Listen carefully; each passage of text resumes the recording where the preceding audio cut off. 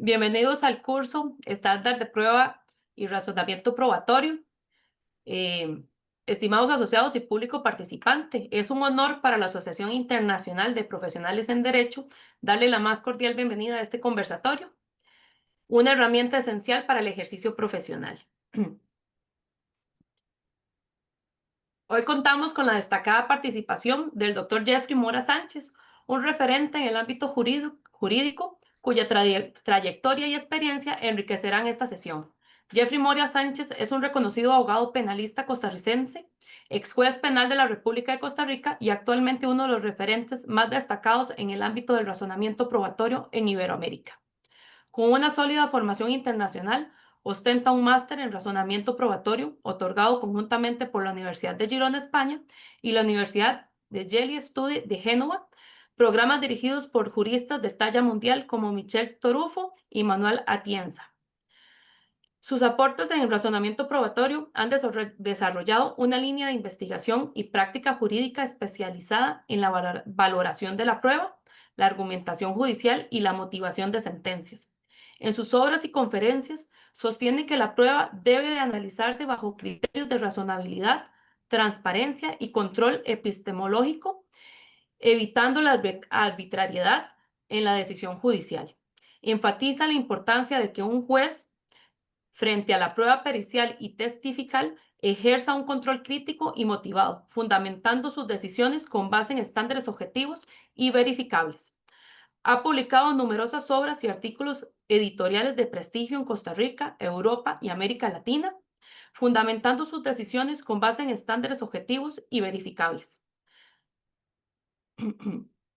Ha sido docente en programas de posgrado de Derecho Penal y Procesal Penal, formando nuevas generaciones de juristas en el uso riguroso del razonamiento probatorio.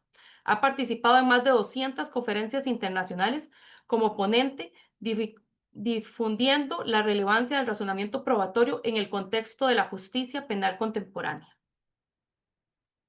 Sus aportes lo posicionan como un puente entre la práctica judicial y la teoría académica, logrando incidir en la comprensión moderna de la prueba en el proceso penal. Jeffrey Mora Sánchez se ha consolidado como referente en el razonamiento probatorio, aportando con su formación, publicaciones y docencia una visión crítica y rigurosa sobre la forma en que los jueces deben valorar la prueba. Su influencia en este campo lo convierte en una figura clave para la construcción de una justicia penal más racional, transparente y garantista. Durante la charla de hoy realizaremos las preguntas a través del chat y al final de la exposición el doctor Mora responderá todas las consultas. El día de hoy además contaremos con la presencia del licenciado Rafael Rodríguez, que es nuestro presidente de la Asociación Internacional de Profesionales en Derecho. Estamos seguros que esta charla será de gran provecho para todos ustedes. Sin más preámbulos, damos inicio a la sesión y cedo la palabra al doctor Jeffrey Mora Sánchez. Muchísimas gracias, Maciel, y bueno, gracias en primer lugar a la Asociación Internacional de Profesionales en Derecho y especialmente a mi querido amigo Rafael Rodríguez, que bueno, como ya se lo he comentado personalmente, me parece que vienen haciendo una labor brutal de un despliegue de conferencias de muy alta calidad. Que no es sencillo, no es sencillo conciliar las agendas de las personas, principalmente los referentes que han participado y que participarán en los próximos días, incluyendo a Jordi Ferrer Beltrán, que estará la próxima semana hablando sobre un tema similar al que les conversaré, sobre el cual conversaremos el día de hoy, lo que puede ser algo intimidante porque les adelanto que soy ferreriano, ¿verdad? Entonces, mucho de lo que escucharán hoy pues parte de la visión de Jordi Ferrer en cuanto a las nociones generales sobre los estándares de prueba, pero el enfoque, como verán, también tiene ciertos puntos de quiebre y algunas cuestiones que me parece que, digamos, son transversales al tema de los estándares de prueba, pero muy relevantes, propias más de una visión general de la motivación de las resoluciones judiciales, el razonamiento probatorio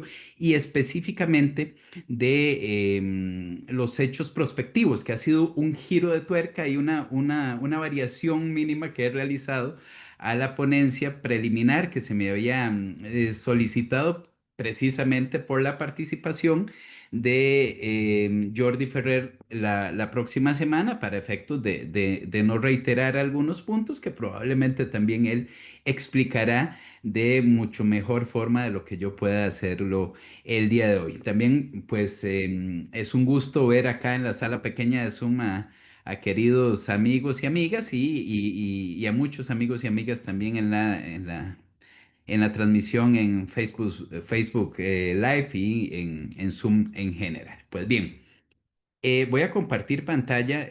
Tengo una presentación que es un tanto extensa, pero bueno, la idea es que si alguien la requiere, que se la pueda compartir sin ningún problema, de manera tal que hay allí em, información que les puede ser relevante.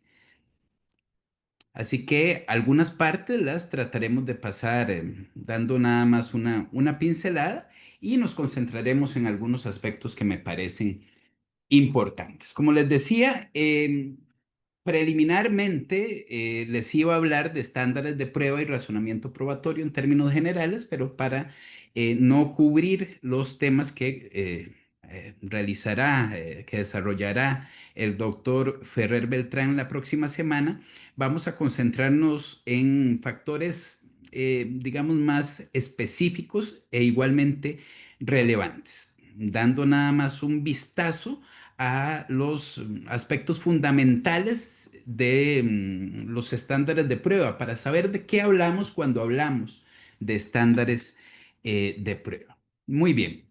Como les adelantaba, amigos y amigas, yo me baso en términos generales en la visión de Jordi Ferrer, no sin tener, digamos, algunos puntos de quiebre, algunas diferencias en algunos de sus planteamientos, pero en términos generales, mi visión es absolutamente ferreriana. Ahora, como bien decía en algún momento Marina Gascón, en tono jocoso, todo este tema de los estándares parece ser una suerte de secta en algunas ocasiones, ¿verdad? Hay un grupo de juristas que nos hemos, a quienes nos ha marcado, digamos, el tema de los estándares y lo hemos seguido, pero a diferencia de una secta en sentido estricto, me parece que si esta lo es bastante informada, es decir, es un movimiento en donde hay cuestionamientos severos, puntilludos, sobre aspectos sustanciales de lo que se ha dicho por Jordi Ferrer y por otros autores, de manera tal que también tocaremos a los críticos de Ferrer Beltrán. Ustedes en pantalla tienen la segunda edición de Pruebas sin Convicción, en donde Jordi acaba una trilogía de textos que empieza por allá de 2005, en donde desarrolla precisamente con muchísima amplitud este tema de los estándares de prueba. Pues bien, ¿de qué hablamos cuando hablamos de estándares de prueba?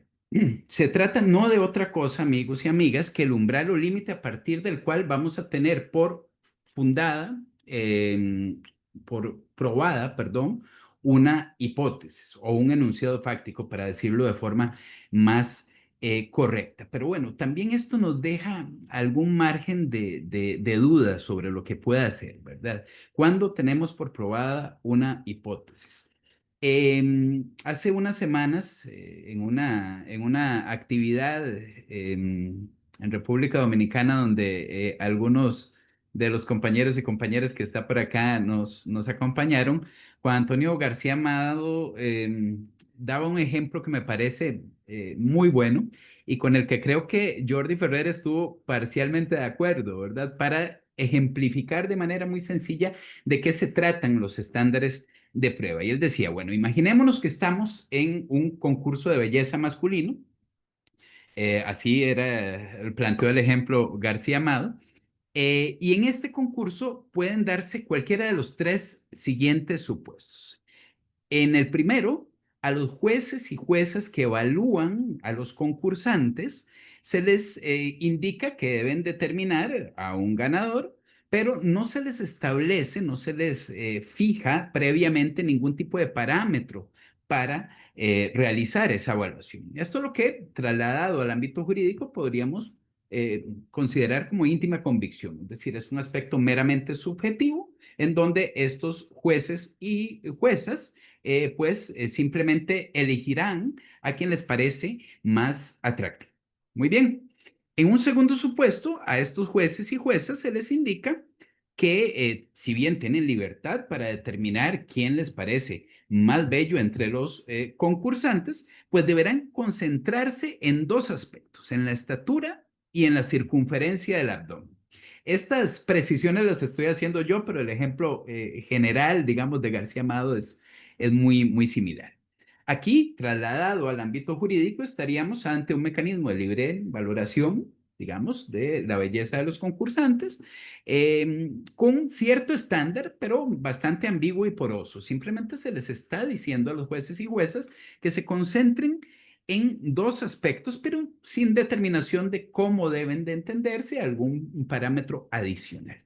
Y el tercer supuesto, amigos y amigas, es aquel en donde se le dice a los jueces y juezas que deben necesariamente tomar en consideración a efectos de estimar qué tan bello es un concursante, que la estatura sea mayor de 1,80 m, que la circunferencia del abdomen en posición relajada sea menor de 70 centímetros. También deben valorar la existencia y longitud de su bigote. Vean que los concursantes son los que ustedes ven en el slide que se muestra en pantalla y además el tipo de traje de baño que utilicen. Si bien es cierto, pueden haber diferencias en la apreciación, es decir, no hablaríamos de que hay cuestiones tasadas, definidas completamente. Lo cierto es que los parámetros que se le brindan a los jueces y juezas son bastante más específicos. Entonces yo les preguntaría a ustedes, bueno, ¿en cuál de estos supuestos creen que sería más sencillo evaluar, digamos, la uniformidad de los mismos o que permitirían un control intersubjetivo de la evaluación de mejor manera? Es decir, en cuál de los supuestos nos permitiría determinar si hay algún equívoco, si los jueces están tomando todo el universo de aspectos necesarios para evaluar la belleza y poder contrariar o cuestionarlos eventualmente. Bueno, algo así, de acuerdo con lo que nos decía Juan Antonio, es lo que ocurre con los estándares de prueba. Porque ya vamos a ver, amigos y amigas, que ha habido bastantes equívocos en cuanto a la visión de Jordi Ferrer sobre esto y que ha dado, desde mi perspectiva, a una suerte de pseudo disputas entre muchos autores de enorme nivel, como los que ustedes ven ahora mismo en pantalla. Yo acá les he colocado algunas de las críticas usuales que tiene la posición ferreriana. Dentro de los críticos más solventes podemos ubicar a Daniel González Lagier, a Perfecto Andrés Ibáñez, a Marina Gascón y a Diego de Ibecki, que ustedes los ven sus fotografías en ese orden en la pantalla, pero también está por ahí, por ejemplo, Jordi Fenol, entre otros. Muy bien. ¿Qué se ha dicho como principales críticas? Bueno, se dice es que hay una relación directa entre estándares y motivación. Es decir, una buena motivación implicaría la inutilidad o la no necesidad al menos de estándares de prueba. Yo creo que esta crítica que ha sido sostenida, entre otros, por Perfecto Andrés Ibáñez de una manera muy solvente, como les decía, el problema que tiene es que esto podría ser cierto si nosotros partimos, por ejemplo, en el proceso penal de la decisión final de la sentencia, en donde una muy buena motivación podría equiparar a un alto estándar de prueba, un alto umbral para probar la hipótesis de cargo del Ministerio Público, por ejemplo. Pero el problema se da cuando nosotros extrapolamos el tema de los estándares a resoluciones intermedias. Entonces, ¿qué pasa, por ejemplo, con una orden de allanamiento, donde no podemos requerir donde, vamos a ver, una buena motivación necesariamente no implica la superación de ese estándar para ese acto específico. Es decir, podría haber una muy buena motivación, pero podría no superarse el umbral necesario para tener por probado el enunciado correspondiente a ese acto de allanamiento o a una audiencia preliminar y un auto de apertura a juicio, o bien a una orden de medidas cautelares no privativas de libertad o a una prisión preventiva. Se trata, como pueden ver, amigos y amigas, de diferentes decisiones con distinto impacto dentro de un mismo proceso en donde la apelación a la motivación parece que no es suficiente. Porque si exigiéramos, digamos, la mejor motivación posible en todos los casos, no nos resolvería el tema de cuándo está aprobado uno y no otro, por ejemplo. Muy bien. Es decir, la existencia de decisiones intermedias torna imprescindible desde mi perspectiva, como lo dice también Jordi, la definición de diversos estándares con diversa rigurosidad. También se ha dicho que existe un ligamen directo entre los estándares de prueba y la presunción de inocencia, el principio indubio pro reo. Jordi nos dice, y yo creo que acá ha zanjado las críticas de una manera, me parece que inmejorable, que, vamos a ver, hay una diferencia trascendental, porque nos dice Jordi, bueno, en el caso de la presunción de inocencia, lo que requiere este principio esencial rector en materia penal es la existencia de algún estándar, pero no un estándar definido. Y esto ha causado alguna polémica. Se ha dicho, bueno, podría ser un estándar no el que, digamos, no el más alto, pero con eso se cumpliría. Porque desde la visión de Jordi Ferrer, el estándar de prueba termina siendo una decisión no epistemológica, sino una decisión política, que depende de factores políticos. Muy bien. Yo aquí tengo alguna diferencia también y sé que algunas de las personas que nos acompañan también me parece que existen aspectos de carácter epistemológico que constriñen la definición de un estándar en un contexto sociocultural político determinado. De forma tal que no podríamos conformarnos con un estándar muy bajo para hacer valer el principio de presunción de inocencia. Y esto lo expuso también hace unas semanas de manera muy sólida Marina Gascón. Pero al margen de esta, digamos, precisión en donde habría alguna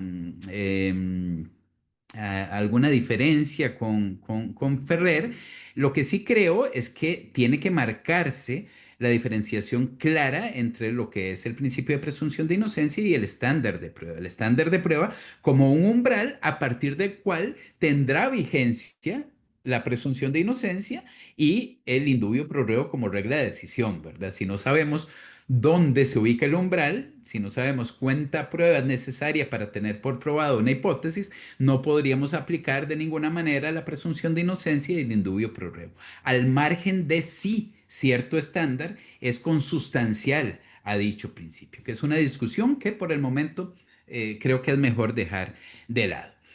Jordi Neva Fenol, por ejemplo, se concentra como crítica a la idea estandarizante de Ferrer, perdón, en cierto parecido de familia entre los estándares y la prueba tasada, haciendo un análisis histórico sobre esta, en donde es muy bueno precisamente Nieva Fenol.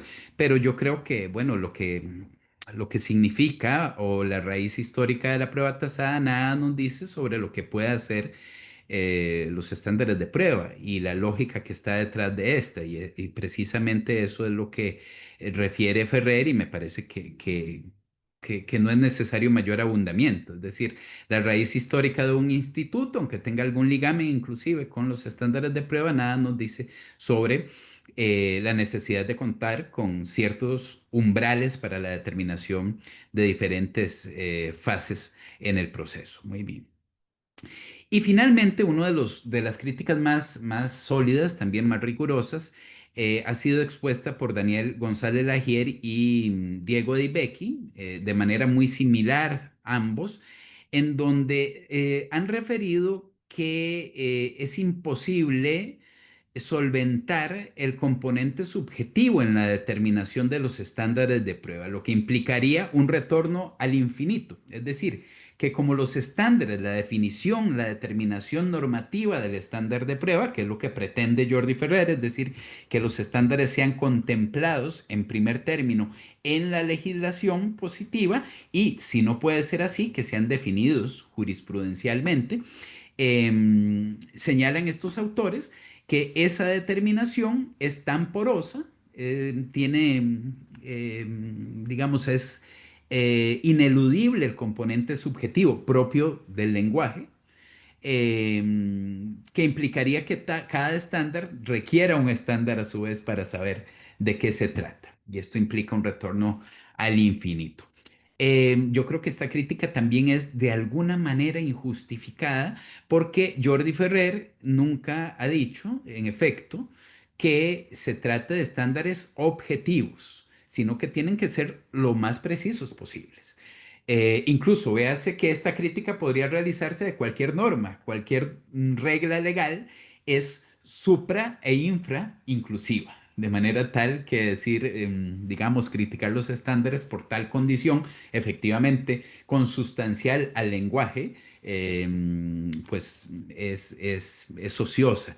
Me parece que la idea de generar una regla de decisión lo más precisa posible, verdaderamente causa efectos positivos y este es precisamente el objetivo principal de la determinación o el estudio de los estándares de prueba. Muy bien, esto en términos generales son las críticas más sólidas que se plantean a la idea estandarizante ferreriana. Ahora, dentro de los requisitos, que esto lo vamos a pasar a hacer un repaso muy lacónico, muy breve, porque estoy seguro de que el doctor Ferrer lo hará de manera más amplia la próxima semana. Se plantean cuatro requisitos esenciales para la formulación de un estándar de prueba. El primero es que se apele a criterios relacionados con la capacidad justificativa de la prueba que exista para o con relación a la hipótesis que se esté planteando, la hipótesis que se encuentre en disputa, en debate. Muy bien, primer condición.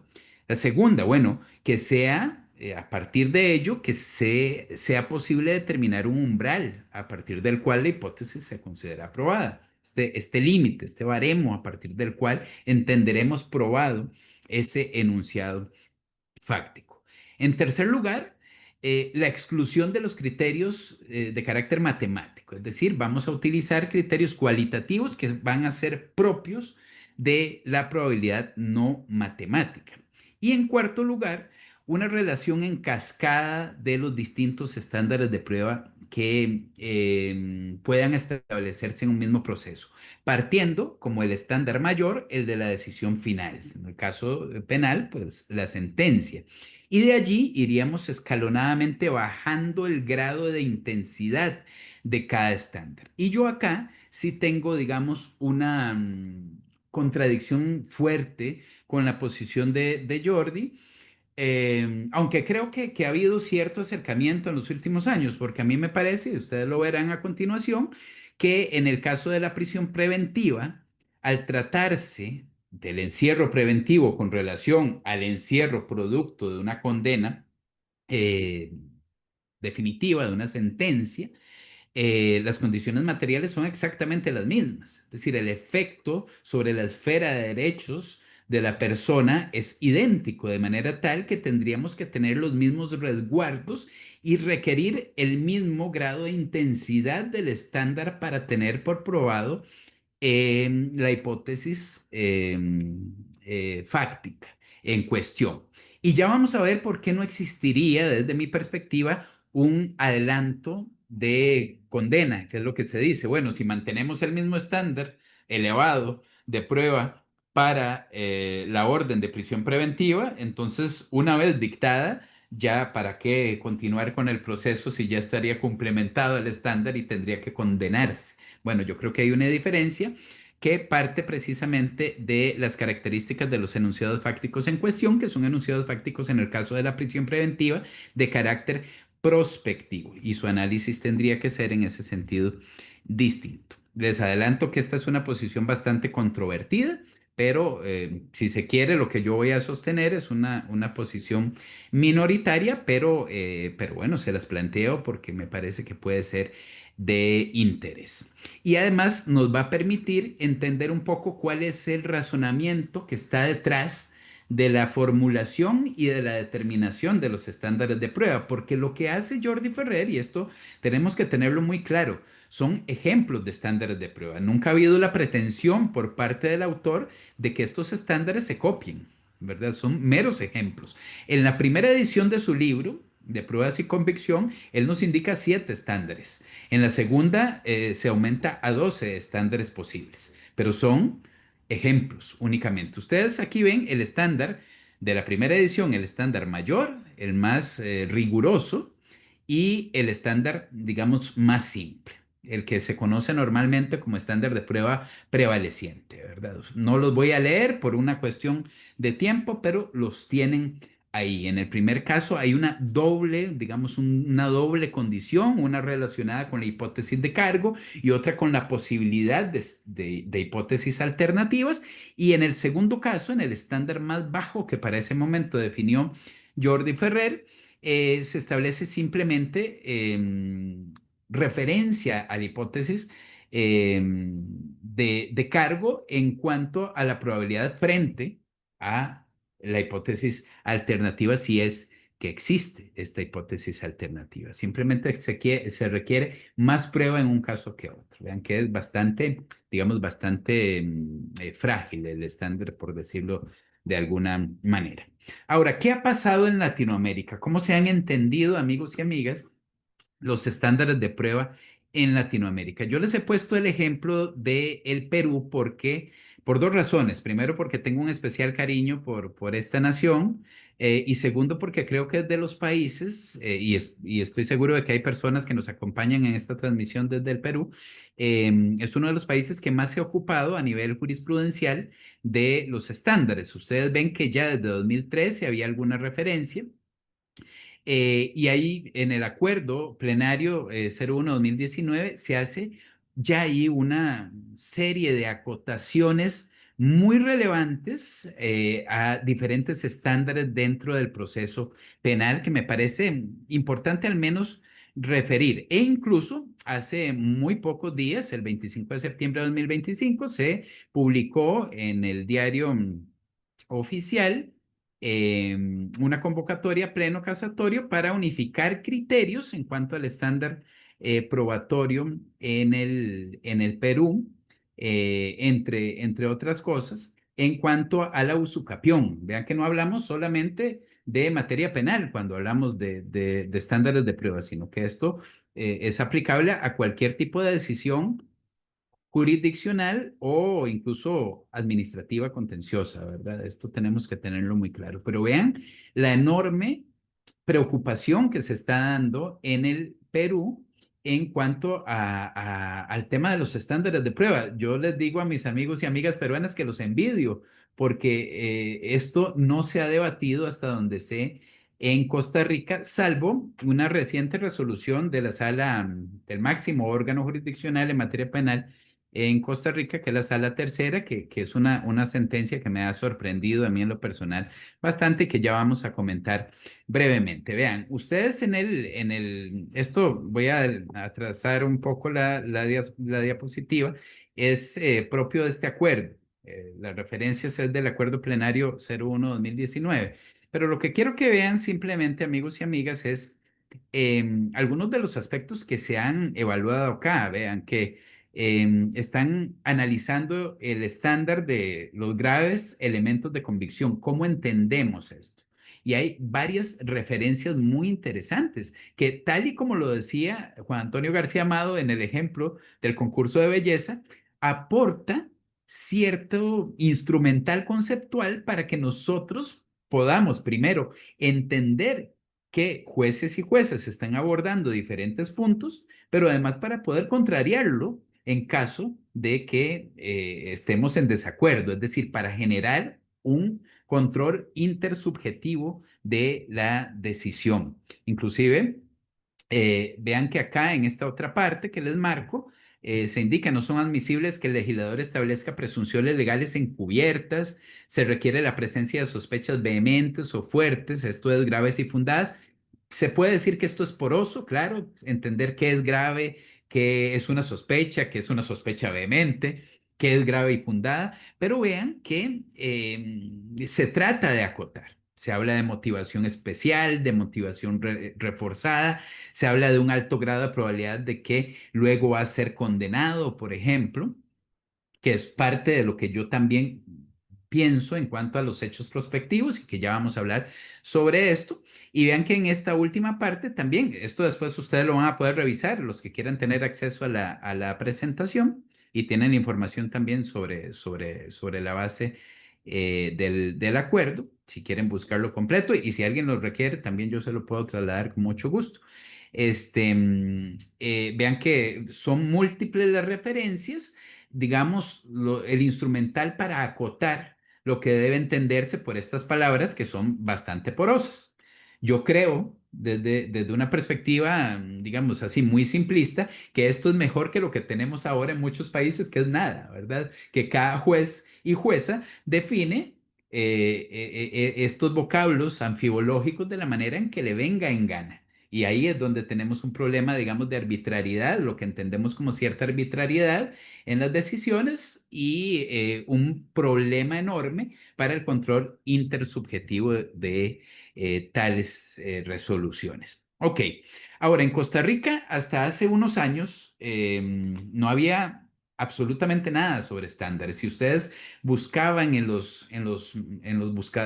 valga la redundancia, en los buscadores de jurisprudencia, la palabra estándar de prueba no aparecía un solo resultado. Pero bueno, esto ha venido cambiando en diferentes áreas. En materia laboral ya se ha dicho, ya se ha hablado del tema, en materia civil, en materia contenciosa se ha hablado también, aunque quizá poco. Y en materia penal, en esta sentencia de 2023, vean que es bastante reciente, de mitad de año 2023, se acoge completamente la línea de pensamiento, digamos, de la denominada escuela de Girona, a la que yo personalmente me adscribo. Y vean qué interesante lo que dice, citando incluso a Jordi Ferrer. Se dice, bueno, los umbrales, perdón, los estándares de prueba son umbrales de suficiencia probatoria, pero estos tienen que diferenciarse de los criterios de valoración de la prueba. Aquí se hace una precisión muy importante. Una cosa es cómo se debe valorar la prueba y otra cosa es hasta dónde debe probarse un enunciado para efectos de tener por probado precisamente una decisión correspondiente, es decir, cuánta prueba necesitamos para un allanamiento, cuánta prueba necesitamos para una prisión preventiva o para condenar a alguien. Esto es lo relevante. También quienes quieran tener acceso a la resolución completa, con mucho gusto se las traslado. Pero lo que quiero extrapolar por este momento es que ya ha alcanzado, digamos, altas cortes, al menos en Costa Rica y en el Perú, y sé que es el caso también de otros países como Uruguay, como México, como que nuestra querida Jacqueline que está acá presente nos podrá informar sobre esto, Colombia, etcétera, ¿verdad? Entonces, ya hay un impacto real. Ok, ahora, tal vez aquí ya nos vamos a diferenciar de lo que Jordi Ferrer vaya a poder decir la próxima semana, porque esto es una construcción, si se quiere, personal y si se quiere, desde una visión minoritaria. Minoritaria como la película a la que estoy haciendo referencia y al libro que es base de esta película. Vean, estamos hablando de enunciados fácticos prospectivos, es decir, de hechos futuros, una forma estilizada de decir hechos futuros. Esto tiene aplicación en materia laboral, en materia civil, pero bueno, a mí me va a importar la materia penal. Es decir, cuando nosotros vamos a ordenar como jueces o juezas medidas cautelares, de lo que estamos hablando es de hechos futuros, del riesgo de desaparición de prueba, del riesgo de fuga de la persona imputada Y en cuanto al primer enunciado, el enunciado fáctico esencial, el de la probabilidad, creo que también debe formularse como un hecho prospectivo. Ya vamos a ver esto. Bueno, y les ponía esta imagen porque no sé quiénes han visto Minority Report, una película con Tom Cruise, en donde se trata de tres hermanos que tienen la posibilidad de ver el futuro y se adelantan a este por medio de unas bolitas. Pueden, digamos, tienen clarividencia, ven lo que va a ocurrir, esto se marca en una bolita y el órgano jurisdiccional puede actuar antes de que los hechos ocurran. Esto suena maravilloso, ¿verdad? Ojalá los jueces y juezas pudieran tener esa vía, pero no la tenemos de manera tal que en la práctica, pues prácticamente se exige cierta clarividencia de los juzgadores a la hora de resolver medidas cautelares, porque estos deben pronunciarse entonces sobre la probabilidad de que contra una persona que se está investigando vaya a recaer una sentencia condenatoria. Esta es la visión que yo creo que debe de sostenerse, amigos y amigas, porque generalmente, al menos en Costa Rica, se dice así. Hay tres requisitos materiales para la imposición de medidas cautelares o prisión preventiva. Probabilidad de comisión delictiva o lo que se conoce como fumus comissi delicti en la doctrina. La existencia de un riesgo procesal. Segunda requisito material, condición material, que se conoce como periculum libertatis en doctrina. Y tercer requisito, la conformidad de la medida con el principio de proporcionalidad. Así se ha establecido, también digamos, extraído de la doctrina alemana principalmente, que tiene vigencia en el país. Y la probabilidad de comisión delictiva se observa algo así como con un estándar de prueba prevaleciente. Es decir, lo que se exige normalmente en los tribunales es que haya más prueba inculpatoria que prueba exculpatoria para el momento de la audiencia. Pareciera que ese es el ejercicio, aunque vamos a ver que estos son anunciados sentimemáticos. Nunca, por lo general, tal vez no podría decir nunca, ¿verdad? Pero por lo general no se extrapola a algún criterio que sostenga algo distinto. Es decir, se entiende así la probabilidad. Yo creo que la probabilidad debe de entenderse desde esta perspectiva, como un hecho prospectivo, es decir, como la posibilidad de que contra esa persona que estamos investigando, con lo que tenemos hoy y que vamos a presentar en la audiencia, podría de producirse esa prueba que se nos está enunciando en esta audiencia en el contradictorio, podría sostenerse una sentencia condenatoria. Y en cuanto al requisito del periculum libertatis, pues ahí sí estaríamos ante puramente un hecho futuro, que es la probabilidad de que se desaparezcan las pruebas o que se evada el sujeto imputado o imputada de dicho proceso. Muy bien, esas serían las dos condiciones. Pero, ¿cuál es el tipo de razonamiento que efectúan los jueces cuando entonces se evalúan hechos prospectivos? Y esto vean que esto es un análisis de razonamiento probatorio ante enunciados fácticos, pero con un aspecto de complejización, que es que se trata de hechos que no han ocurrido. Entonces, la primera pregunta es, ¿podemos probar algo que no ha ocurrido? La respuesta de un gran sector de la doctrina, incluyendo a Jordi Ferrer, a Diego Becky y bueno, incluyéndome a mí en lo que he escrito, resulta abierta y claramente imposible. No podemos probar algo que no ha ocurrido. Es evidente. Entonces, ¿cuál es el razonamiento que realizamos cuando evaluamos prisión preventiva o cualquier otro análisis de hechos prospectivos? Bueno, ya vamos a ver de qué se trata y cuáles son las fracturas. Esto lo voy a tratar de ver muy rápido porque ya estamos bastante avanzados en el tiempo. Bueno, cuando nosotros hablamos de la justificación de una premisa fáctica en este tipo de casos, de medidas cautelares, por ejemplo, partimos de la llamada posición o concepción cautelar, es decir, que se trata de una resolución, digamos, en precario, que no resuelve el fondo del asunto y que puede ser modificada en cualquier momento, además de otros aspectos, digamos, que han sido bien dimensionados por la Corte Interamericana, entre otros órganos internacionales, y en Costa Rica, pues, a lo interno también. Pero el problema se da por varios factores que dificultan la comprensión o la justificación o la prueba ante este tipo de, de, de, de, de- de resoluciones, digamos, ante este tipo de hechos de carácter prospectivo. Ustedes ven tres factores ahí, lo que yo llamo factores procesales positivizados en la legislación, factores de resiliencia interna del juzgador y factores estructurales de la pretensión.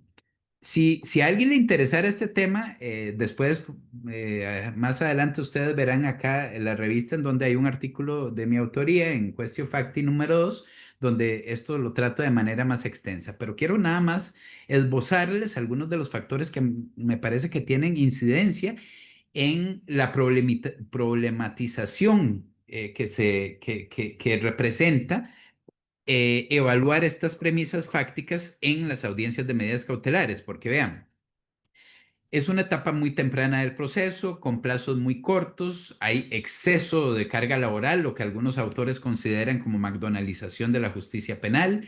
Tenemos poca prueba, apenas se está acopiando el acervo probatorio para un eventual, para sustentar eventualmente una acusación.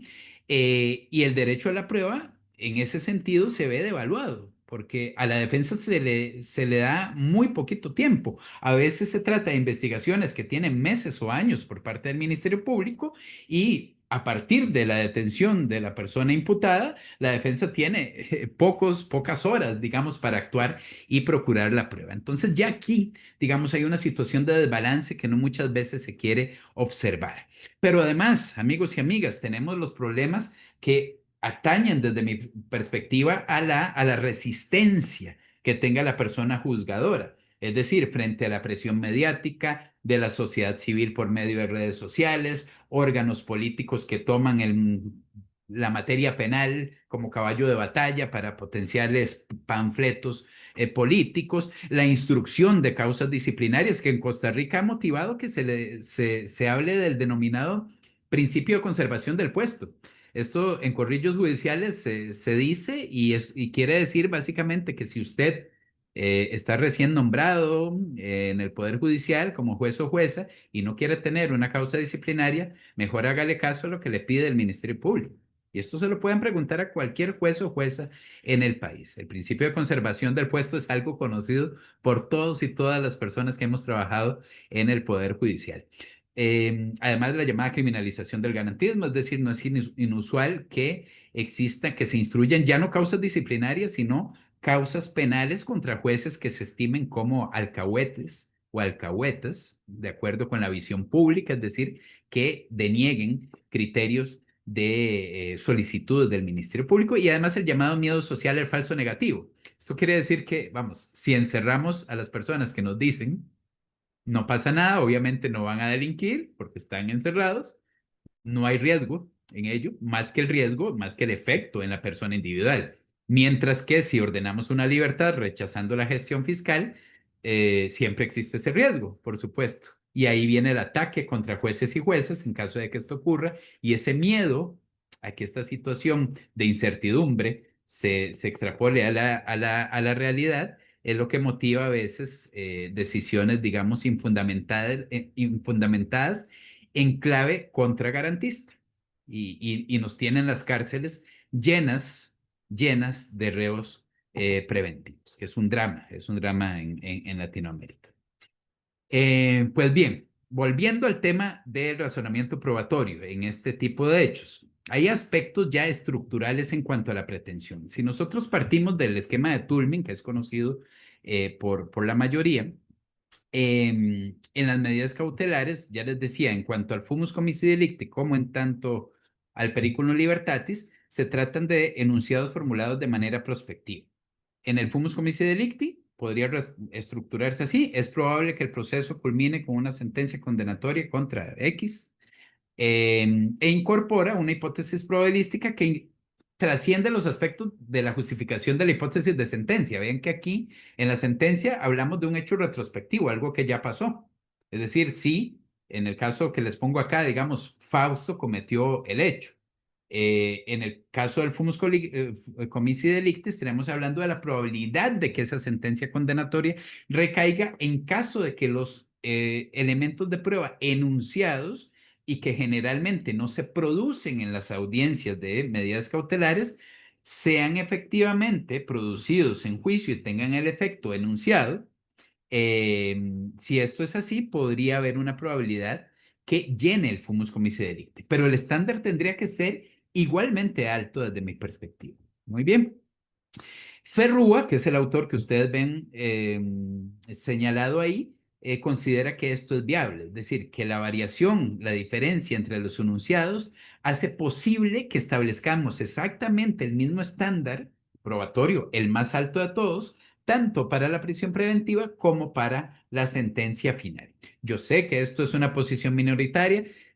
Jordi Ferrer ha criticado esta posición directamente, y también otros autores, incluyendo a Diego Aybecky, que en su momento fue mi director de tesis de maestría en Girona, con un tema, digamos, aproximado al que les estoy señalando, pero pese a esto, a mí me parece que no han logrado convencerme, digamos, de lo contrario, para decirlo de alguna manera. Entonces, sigo manteniendo el punto y creo que tiene cierta solvencia. Ahora, el problema para la justificación del periculum libertatis, como bien lo dice Diego de Becky, es que es un hecho futuro, pero aquí la peligrosidad es de segundo orden, porque vean que aquí yo no solamente tengo que realizar una prognosis como la del fumus comici delicti, es decir, partiendo de una base fáctica retrospectiva, puede recaer una sentencia condenatoria. ¿Estamos claros ahí? En el caso de el periculum libertatis, no solamente la prognosis es sobre el resultado a partir del evento, sino sobre el evento mismo, es decir, sobre el hecho de que una persona pueda fugarse y sobre el efecto que la fuga puede tener en el proceso. Y esto torna, en términos generales, desde esta visión, imposible probar un hecho futuro así construido. Vean que para este análisis yo estoy utilizando el modelo de Tullman, que tiene estos cuatro elementos, ¿verdad? Pretensión, razones, garantía y respaldo. La garantía es el ligamen entre la pretensión y las razones, y el respaldo es precisamente el backing, que se llama en inglés, ¿verdad? De esa garantía. La garantía normalmente tiene las características de una máxima de experiencia o generalización empírica. Pero el problema es que principalmente en este tipo de razonamiento, amigos y amigas, la garantía no se explicita. Los jueces y juezas no dicen por qué, cuál es el ligamen, cómo pasamos de la pretensión a las razones. No se señala. Esto lo convierte en lo que se conoce como un enunciado entimemático. Y el enunciado entimemático puede darse por diferentes razones, porque se considere muy obvio cuál es ese ligamen, pero en este supuesto pareciera que es porque no hay garantía, es decir, no hay una máxima de experiencia que me diga, por ejemplo, empírica, sólida, y el respaldo de esa máxima de experiencia que me diga, por ejemplo, que una persona que no tenga domicilio va a fugarse. Ahí se da una especie de salto de fe. No hay un ligamen. Pareciera, de acuerdo con esta visión, entonces, que en lugar de realizarse ese puente inferencial en el razonamiento probatorio ante hechos futuros de la utilización de máximas de experiencia o generalizaciones, de acuerdo con lo que Alan Limardo, por ejemplo, nos dice en la revista Question Facti número 3, que es que publica, creo, un artículo muy bueno sobre este particular, sino más bien de otras formas de unión entre presunciones y razones, que es lo que se conoce, de acuerdo con Daniel González Lagier, como presunciones iuris o definiciones. Ahí el problema es que no hay razonamiento probatorio, sino una interpretación o calificación de los hechos. Y esto es contrario a lo que establece la Corte Interamericana de Derechos Humanos, por ejemplo, a la hora de evaluar la manera en que deben generarse las medidas cautelares o la prisión preventiva. Y diría yo cualquier otra medida cautelar en cualquier otro proceso cuando estemos frente a hechos futuros, amigos y amigas. Yo sé que esta parte es un poco, si se quiere, árida de tratamiento y más cuando lo hacemos un poco rápido, pero lo que quiero que quede claro es que la manera en que se está resolviendo los casos en donde lo que está en juego son hechos futuros, pareciera que no implica razonamiento probatorio, sino que lo que se da como unión inferencial es una definición o una presunción de derecho, una presunción iuris. Ahí no hay razonamiento probatorio, ahí se parte, digamos, de o de una norma legal o simplemente de la determinación, un salto de fe de un lado al otro. No hay una máxima de experiencia, no hay una generalización empírica y por tanto estaríamos frente digamos, a resoluciones en estos supuestos ilegales, básicamente. Ustedes aquí van a ver cómo pueden, digamos, una clasificación de máximas de experiencia que establece Michele Tarufo en Simplemente la Verdad. Ahí tienen la cita, la referencia. Van desde las más sólidas, que tienen carácter de leyes científicas, hasta las generalizaciones espurias y sentido común que no serían aptas para un razonamiento probatorio, para, digamos, para servir de puente inferencial eh, y estar ligadas, digamos, con un modelo, con un umbral probatorio especialmente alto. ¿Ok? Em, de acuerdo con lo que he dicho, amigos y amigas, entonces, los hechos futuros no pueden probarse. eh, Y pareciera que lo que nos puede decir la psicología cognitiva, la estadística o la inteligencia artificial tampoco es viable, porque ha habido esos intentos. Se dice, bueno, podríamos a partir de algunos aspectos de psicología cognitiva entender que las personas actúan de cierta manera en ciertas condiciones, lo que nos permitiría, digamos, predecir qué van a hacer, qué va a hacer una persona en un supuesto similar. O, por ejemplo, el recuento estadístico. Si sabemos que en los últimos 2 años las personas, digamos, los hombres entre 35 y 55 años que son sometidos a procesos penales por delitos contra la propiedad que han quedado en libertad, un 80% se han fugado.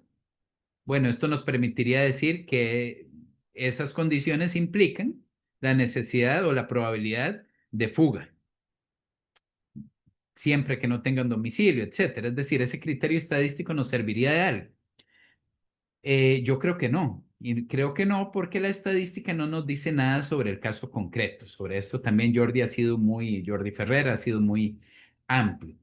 Y la inteligencia artificial parte de elementos estadísticos, es decir, parte de un universo de información de forma tal que las mismas críticas que se realizan a la estadística pueden realizarse en cuanto a la inteligencia artificial. Por aquí les dejo la pantalla con el texto en el que trato este tema de manera mucho más amplia, amigos y amigas, de la revista Questio Facti, número 2 que es de Open Access. Y bueno, además ahí encontrarán otros artículos muy interesantes, si fuera de su interés. En términos generales, y ya para finalizar, antes de que me saquen tarjeta amarilla o roja, hay que decir lo siguiente, en el ámbito costarricense no existen estándares probatorios concretos, tal y como, digamos, los define la doctrina, es decir, más allá de palabras excesivamente vagas, no existen para ningún acto, incluso en materia penal, ni siquiera para la sentencia, es decir, ni siquiera en el Código Procesal Penal está establecido más allá de toda duda razonable que generalmente se incluye en otras codificaciones. De manera tal que esto genera mucha controversia en cuanto a la prueba de cualquier acto que se efectúe en el país. Ustedes ven las indicaciones de cada artículo en cuanto a diferentes actos, el sobreseimiento definitivo, medidas cautelares, autoapertura a juicio o sentencia. En ninguno se hace una referencia específica a algo que pudiera considerarse como un estándar de prueba. Aquí les hago mención otra vez a Perú, en donde por medio de la sentencia plenaria casatoria 1/2017, sí se establecen también de una forma algo porosa algunas referencias en cuanto a ciertos actos de investigación y jurisprudencialmente en la misma sentencia plenaria se les llena de contenido lo que les acota un poco. Entonces, en Costa Rica se ha asumido la concepción cautelar en cuanto a este punto. Hay reformas que no se ajustan a la concepción cautelar y está todavía en juego el tema del control de convencionalidad. ¿Cómo debemos entender el bloque de convencionalidad, el Corpus Juris Interamericano, para, digamos, moderar o morigerar o adecuar el ordenamiento jurídico interno al sistema de protección interamericano? Principalmente por jueces ordinarios, porque las salas, esencialmente la sala constitucional, tiene muchos años prácticamente dormida, ¿verdad? Haciéndose de la vista gorda en cuanto a infracciones severas, flagrantes a lo que nos dicen, a lo que nos ha dicho en los casos contenciosos de la Corte, lo que se refleja con claridad también o se deriva con claridad de los instrumentos y convenios internacionales. Pero bueno, ¿qué es lo que hacen entonces los jueces y juezas cuando evalúan la solicitud de prisión preventiva? Em, Se analizan estos tres aspectos o requisitos materiales que les decía, con diferente nomenclatura, pero se tratan del fumus comissi delicti, el periculum libertatis y la indispensabilidad o conformidad con el principio de proporcionalidad. Em, y en cuanto a la justificación, ya yo se los adelantaba, a mí me parece que aplicando el esquema de Tulmin, la única manera de entender que en cuanto al periculum libertatis se pueda probar un hecho futuro es que ya no sea un hecho futuro. Es decir, que ya, por ejemplo, haya un intento de fuga. Muy bien, que ya haya algún intento o afectación de la prueba. Es decir, que existe una base fáctica a partir de la cual yo pueda realizar una prospección de que esto pudiera volver a repetirse. Muy bien.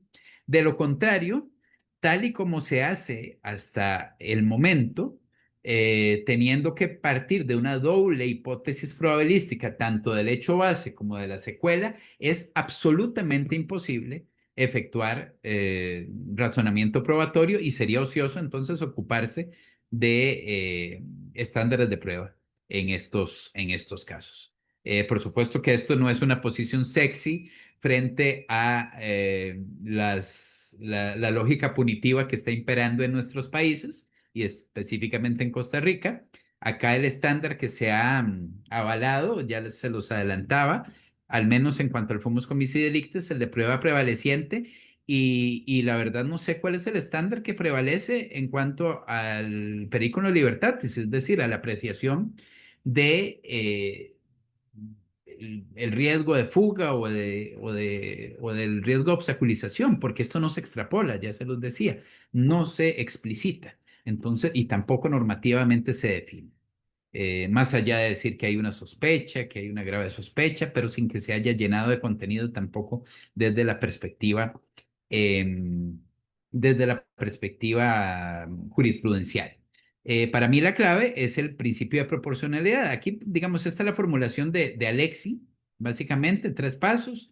Evaluar el grado de afectación de los principios que están en juego, que aquí estamos hablando de la libertad, digamos, el derecho a la libertad ambulatoria de una persona sometida a un proceso penal, pero que lo cobija el principio de presunción de inocencia, frente a lo que sea la finalidad del derecho penal, la protección de la sociedad, etcétera. Cualquier finalidad que esté definida en nuestras constituciones o leyes y que esté ligada, digamos, con los fines usuales que se le asignan al proceso penal, aunque estos sean muy cuestionables hoy por hoy.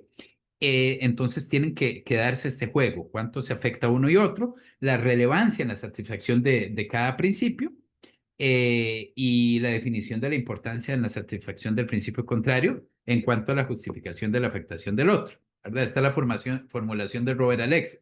También sé que esto es un poco árido y complejo, digamos, de evaluarlo así tan rápido, pero por lo menos quiero que les quede claro un poco la visión. Es decir, para determinar cuál debería de ser el estándar en la prisión preventiva, el estándar de prueba para cada paso, para el fumus homicidi delicti y el periculum libertatis. Creo que tendríamos que hacer uso de el principio de proporcionalidad y ponderar cuáles son los intereses en juego. Y luego de ello, a mí me parece sin discusión que tendríamos que sostener que el estándar debe ser el más alto posible. Si se quiere, si no queremos ser tan controversiales, digamos que no sea el mismo necesario para la sentencia, partiendo de la visión de Ferrúa que yo he acuerpado, pero digamos que tiene que ser inmediatamente el anterior, el más fuerte, anterior al de la condena. Por ahí creo que tendría que resolverse este conflicto. Por ahí creo que debería de efectuarse el razonamiento probatorio a la hora de establecer o pensar en estándares de prueba en este tipo de casos de hechos eh, prospectivos. Muy bien. Y ya para ajustarme al tiempo, me pasé 3 minutos, creo. Por acá les dejo mi página web para cualquier duda, para cualquier comentario o crítica que pueda haber surgido a partir de estas palabras que sé que he dado muy rápido, que he corrido bastante. Espero que es un tema bastante, digamos, complejo y es difícil de repente ponerlo en palabras especialmente sencillas, pero bueno, espero que por lo menos las ideas centrales hayan quedado claras y pues estoy abierto a las preguntas, cuestionamientos o críticas que quieran plantear. Muchísimas gracias.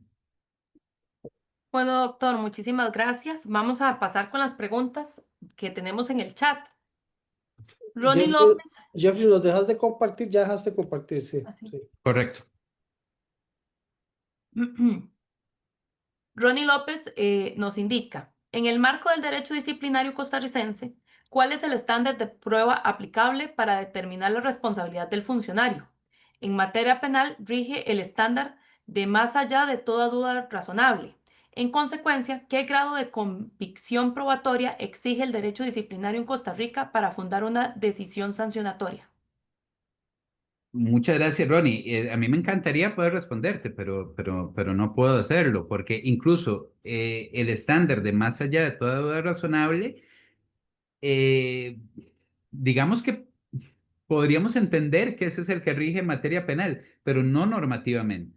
Normativamente no está en el Código Procesal Penal. Incluso no hay un estándar dentro del Código Procesal Penal ninguno con relación a la sentencia. No, digamos ya sobre otros actos como la intervención de comunicaciones, allanamientos, medidas cautelares, etcétera. Em, de manera tal que jurisprudencialmente en materia penal de lo que se habla en algunas resoluciones es de certeza. Vean que es una noción en clave subjetiva que tampoco encaja con, digamos, un sistema, una visión de razonamiento probatorio como la que hemos asumido. Ahora, viendo esas particularidades del modelo penal en materia disciplinaria, sería muy dudoso, ¿verdad? Yo no sé cómo están operando. Aquí hay mucha arbitrariedad, incluso en la práctica vemos que hay mucha arbitrariedad en la forma en que se resuelven asuntos disciplinarios en ciertas organizaciones, instituciones públicas, en organizaciones privadas, ni qué decir, porque no hay parámetros, no hay parámetros más allá de extrapolar algunos principios propios del proceso penal que ya vemos que son también, digamos, excesivamente porosos. Es decir, es que el tema de los estándares no ha estado en nuestro vocabulario. La mayoría de los que estamos aquí probablemente estudiamos nuestro grado sin hablar una sola vez de estándares de prueba sin que esto se viera en ninguna parte de nuestro currículum universitario. Entonces, es evidente que tampoco normativamente en un código, si partimos del Código Procesal Penal costarricense, que es de 1996, pero su base normativa más directa es el Código Procesal Penal Modelo para Iberoamérica de 1988, pero que además tiene base en la legislación penal de Córdoba, Procesal Penal de Córdoba y en el Código Roco, es decir, estamos hablando de legislación antiquísima que ni siquiera pensaba en estos temas. Y eso es un poco lo que causa un vacío y cierta incertidumbre a la hora de establecer cuándo se tiene por probado algo. Vean que esta duda de Ronnie ratifica, creo yo, fortalece la idea de que los estándares sí sirven para algo, es decir, que sí son útiles, que sí los necesitamos, porque genera precisamente este tipo de debates. Para Bueno, meter la cuchara, antes de que me le den la palabra a don Andrés Pérez, no, que tiene la Andrés. manita levantada por ahí. Comprendiendo lo que Ronnie nos viene diciendo y creemos que aplicando Ronnie esa posibilidad de los estándares de prueba para resolver con suficiencia probatoria, para llevarlo al derecho administrativo, la Sala Constitucional ha reconocido en Costa Rica que en el derecho administrativo sancionador son de aplicación los derechos que informan el derecho penal, o sea, bajo las variaciones que de forma rigurosa, estricta y formal generan, digamos, las diferencias que se dan. Es lo que se dice en doctrina una aplicación mutatis mutandi de los principios rectores del derecho penal al derecho procesal administrativo. Ahora, siempre bajo el contexto de que para establecer y derrotar la presunción de inocencia o para establecer y derrotar ese principio, por lo menos de responsabilidad que administrativamente se está estableciendo, se requiere también de una prueba que sea suficiente. ¿No, Andrés? Rafita, nada más para acotar en este tema. Si tuviéramos estándares de prueba bien definidos en materia penal, digamos, ayudaría mucho entonces a los procesos disciplinarios, pero el tema es que extrapolamos los déficits de la materia penal a la materia disciplinaria, ¿verdad? Al final entonces quedamos en un problema en cascada, ¿verdad? Hacia abajo. Lo mismo pasa con otras materias, incluso, por ejemplo, con procesos de tránsito, con asuntos controversiales, donde también se aplican en términos generales los principios que informan el proceso penal. No sabemos cómo ese mutatis mutandis se debe entender, hasta cuándo, hasta dónde. Es decir, hay un espectro de incertidumbre y arbitrariedad que es desolador, diría yo, ¿verdad? Esto implica una reformulación de la visión de todos los procesos, ¿verdad? Perdonen que sea tan negativo, pero bueno, es que la cosa no la veo bien. Don Andrés, que tiene la manita levantada. Muchísimas gracias. Pues primero que todo agradecerle a Jeffrey el tiempo que se ha tomado para formular la presentación y la generosidad con todos nosotros de compartir sus conocimientos. Vamos a ver, en realidad son dos preguntas. Uno, graves problemas con el tema de Alexi. A ver, el tema de la ponderación es especialmente complicado y en la forma en que ha sido explicado como un mecanismo para resolución cuando hay una colisión entre principios nos va a generar ciertamente otra vez un grado de incerteza o subjetivismo, porque tampoco existe una fórmula, entre comillas, estandarizada para decir cuál es el principio prevalente. Entendido principio como mandato de optimización. Entonces, si el principio para el juez A como mandato de optimización es X, puede ser que para el juez B sea otro y consecuentemente la estandarización o la forma en que se vaya a resolver es absolutamente disímil, ¿no? Ese es el primer tema que me parece a mí que hay que discutir ampliamente. Y el segundo tema es, como vos has escrito ya sobre prisión preventiva y control de convencionalidad, y eso es un gran tema, y sé que ya vas a trabajar en la segunda edición, este que ha dicho la Corte Interamericana sobre estándares de prueba. Ese es un tema que me parece que está pendiente en la discusión y que valdría la pena mucho conocer. Ujú. Muchas gracias. Muchas gracias, hermano.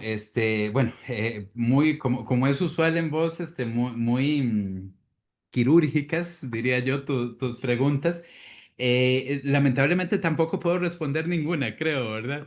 Yo creo que en cuanto a los temas que plantea la problemática de la aplicación de la ponderación, empieza por el autor que elijamos, ¿verdad? Yo he elegido a Alexi y, bueno, ya esto implica controversia, por supuesto. Y claro que hay un margen, digamos, subjetivo en cuanto a los principios que elijo poner en disputa porque no son únicos, ni en una trinchera ni en otra, y esto puede, digamos, pudiera conflictuar en demasía y también podría implicar algunas de las críticas que se han planteado en cuanto a los estándares en general, ¿verdad? Que decíamos del retorno al infinito, es decir, necesitaríamos como el establecimiento de estándares sucesivos para ver cuáles principios son propios de un mandato de optimización y de cómo podríamos llegar a armonizarlos. Sí, yo no sé, digamos, en términos generales, cómo podríamos lidiar ante esta problemática, porque tal vez esto quedó fuera de la exposición, pero uno de los problemas cuando nos referimos a este tema es que yo estoy partiendo de una resolución ad hoc, es decir, pretoriana en cuanto a la determinación de los estándares de prueba, ¿verdad? Es decir, el ejercicio de la ponderación es imprescindible desde mi visión ante la inexistencia de estándares como tales en el ordenamiento jurídico. Si existieran estándares ya definidos normativamente, pues se trataría de, digamos, con la supra e infrainclusión que podrían implicar, de acuerdo con lo porosos o no que sean, pero sería un tema de aplicación, digamos, de la regla de decisión contemplada normativamente, o bien si su desarrollo fuera jurisprudencial, lo mismo. Es decir, al menos creo yo, acotaría el nivel de arbitrariedad en que se incurre cuando no existe ningún parámetro. De forma tal que ahí la ponderación tendría que aplicarle de alguna manera al legislador a la hora de establecer el estándar, que sería como el sustrato. Por supuesto que si no hay norma, entonces debería de ser el juez para fundamentar, y aquí hay toda una discusión, porque claro, esto lo que dice los adláteres, digamos, de la estandarización, empezando por Jordi Ferrer, es que si el juez define el estándar, esto no es un estándar. Claro, es una decisión subjetiva, pero sería una decisión subjetiva al menos motivada. Y aquí se empieza a enturbiar el asunto porque creo que un poco por ahí van algunas de las críticas a la idea estandarizante como la que plantea de manera también muy solvente Perfecto Andrés Ibáñez. Nada más que sería sobre un aspecto lateral, digamos, del estándar, sobre un aspecto relacionado con la construcción o los requisitos que tendría que tener el estándar. Yo diría que para la construcción del estándar, para la determinación, aunque sea una decisión política, y esto lo habíamos discutido también en algún momento, nuestra querida Jacqueline, Rafita y vos, hermano Andrés, en si estas cuestiones, digamos, de carácter epistemológico o algunos otros determinantes dentro del sistema jurídico tendrían que tener implicaciones en la construcción de determinado estándar de prueba. Y creo que todos concluíamos que sí, aunque finalmente la decisión sea política, que es lo que dice Jordi, ¿verdad? Es decir, no nos va a importar qué hubo atrás, cuáles fueron las discusiones, sino que la determinación debe ser una decisión política más o menos informada y con eso se cumple, digamos. Entonces, en términos generales y para no extenderme sobre este particular, claro, el punto es que para un ejercicio, digamos, razonable de la potestad legislativa, la discusión de los estándares debería estar informada por el principio de ponderación. Y si el juez debe definirlos, yo creo que tendría que hacer uso del principio de ponderación. Pero ahí la arbitrariedad campea en el sentido de que tendrá que elegir autor, principios en juego y formas para entender que se cumple con el mandato de optimización. Claro, los problemas que has planteado. Y en cuanto a la Corte Interamericana, yo entiendo que hay alguna resolución reciente en donde se habla, al menos se enuncia el tema de estándares de prueba, pero les quedo mal verdaderamente con los datos. Prometo ocuparme de ello. pero creo que incluso en algún momento Jordi Ferrer lo había mencionado, así que le preguntaremos el próximo lunes a ver si esto es cierto, es un mito urbano. Bueno, continuamos con las preguntas del chat. Pregunta el licenciado Brian Muñoz, ¿la probabilidad mínima para interponer prisión preventiva obedece más a decisiones que un estándar de prueba? ¿Se puede atacar tal resolución basada en exigencias de la aplicación de estos estándares o es solo una expectativa abstracta? Bueno, yo creo, es una pregunta interesante, es decir, trato de entender la pregunta. Vamos a ver, si nosotros partimos de que lo que se da es una definición del peligro, en la práctica, podríamos combatir una resolución que se dé así a partir de lo que estamos diciendo ahora. Bueno, yo creo que sí, claro que sí, porque el punto acá es hacer notar al juzgador o juzgadora, y esto es, si se quiere, sencillo, ¿verdad?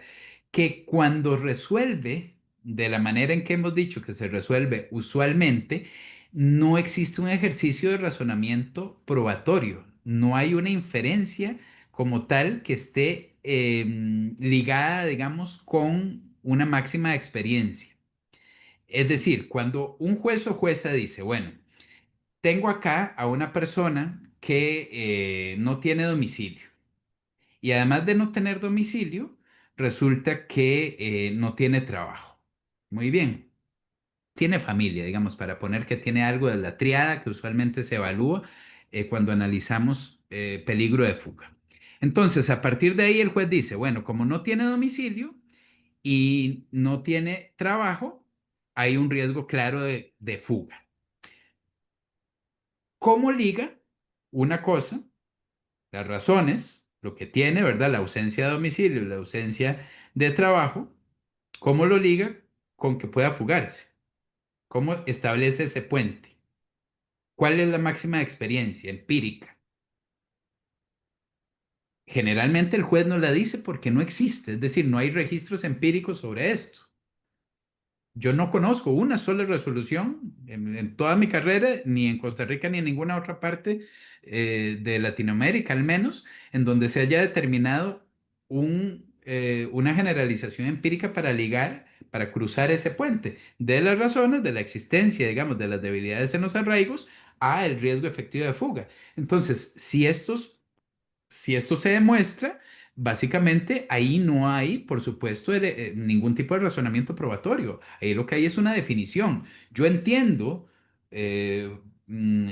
ausencia de domicilio y ausencia de trabajo como riesgo de fuga. Defino esto por esto y ya. Eso es lo que ocurre. No, ¿cuál es el ejercicio? ¿Cuál es el razonamiento que se da? No hay razonamiento. Entonces, si esto se demuestra, si esto se extrapola, pues es una gran razón para que el juez pues, pudiera considerar que hay un defecto en la resolución. Esto técnicamente, que en la práctica ocurra, ¿verdad? Sabemos que es muy difícil porque hay otros juegos dentro del ámbito judicial y cuando analizamos medidas cautelares más. Ya lo decíamos al inicio, presiones disciplinarias y de otra índole sobre jueces y juezas, de prensa, etcétera, y además una costumbre judicial de una inusitada, digamos, un desmedro de este tipo de resoluciones. Se dictan como si fueran cualquier cosa. Los órganos están acostumbrados a hacerlo, están acostumbrados los órganos de alzada a ratificarlos y parece que la praxis obvia de alguna manera el razonamiento firme que debe hacerse. ¿Por qué ocurre esto particularmente con medidas cautelares? Bueno, porque hay una errónea comprensión de cómo se debe probar un hecho futuro. Ese es todo el punto, ¿verdad? Ese es todo el punto.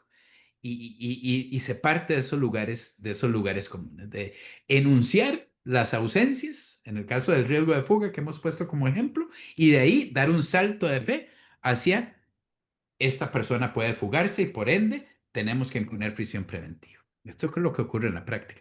Que esto sea así desolador, no quiere decir que efectivamente en cada audiencia tendríamos que hacer el ejercicio y exponer las debilidades de un razonamiento de este tipo, ¿verdad? José Antonio Acevedo dice, tomando en cuenta que en delitos sexuales y de psicotrópicos suele asumirse de forma anticipada que toda persona imputada representa un riesgo, ¿cómo se evita en este caso o se le hace ver al juez caer en esa prognosis equivocada y automática que desconoce las condiciones particulares del imputado?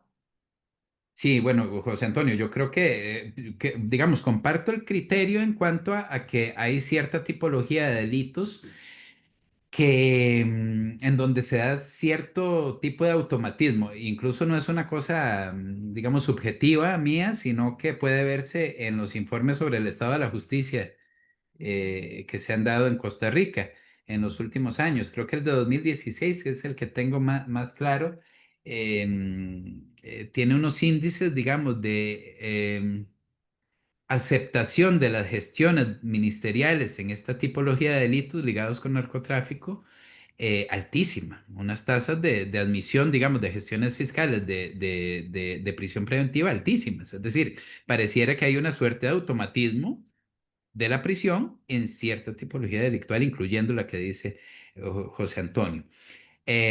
Ahora, ¿qué hacer? Bueno, yo creo que lo que hay que hacer es el ejercicio, este ejercicio que hemos hecho hoy, un ejercicio en donde demostremos al juzgador que su razonamiento es incorrecto, que se trata de una medida básicamente sin fundamentación, por ausencia de razonamiento probatorio. Es que vean que cuando el enunciado antimemático, tal vez esto no sé si quedó bien claro, pero cuando se da un enunciado antimemático en una inferencia, lo que pasa es que no se explicita el ligamen inferencial entre pretensión y razones, de acuerdo con el esquema de Tullman, que no explico el esquema de Tullman porque se nos va la noche entera, pero partiendo del esquema de Tullman, que es usualmente el utilizado para analizar estos mecanismos de razonamiento inferencial, em, se necesita ese puente. Y el puente para que constituya razonamiento probatorio, para que haya algún género de razonamiento,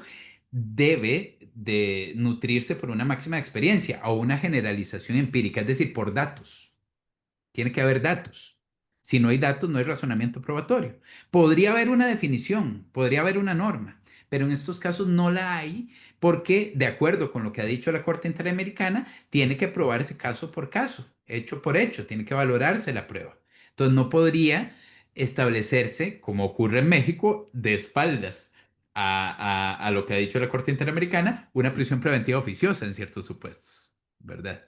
Ese es el problema.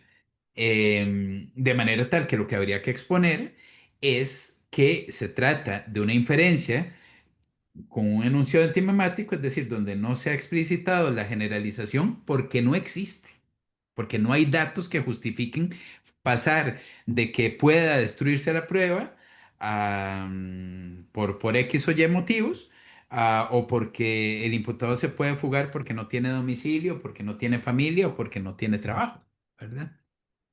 Ese es el caso. Pero vean que aunque existiera esta prueba estadística, digamos, si tuviéramos esos datos estadísticos con los que no contamos, pero si tuviéramos datos muy precisos estadísticos de cuántas personas a las que se ha dejado en libertad, con cierta tipología, con ciertas características etarias, socioculturales, lo más preciso posible, aun si lo tuviéramos, eh, como he referido, la estadística, digamos, un conglomerado, una frecuencia de casos, no nos dice nada sobre un caso individual. Ese es el punto. Entonces tampoco sería prueba apta. De repente, hace unas semanas discutía en la Corte peruana con un gran juez, Celis Mendoza, y con un gran amigo, Gerson Camarena, expertos ambos en estos temas, y bajo la dirección de Orlando Becerra también, que es el presidente de la Corte Superior de Justicia de Ayacucho, también experto en este tema. Discutíamos sobre si esta estadística podría al menos mejorar las resoluciones de prisión preventiva o de medidas cautelares. Llegábamos, digamos, a una conclusión de que probablemente sí. Es decir, si tuviéramos estadísticas, al menos acota un poco el margen de arbitrariedad que impera hoy. Pero digamos que no sería la solución. En buena técnica, reitero, para poder efectuar un razonamiento probatorio, para poder utilizar una máxima de experiencia real en un caso de este tipo, necesitaríamos un hecho base.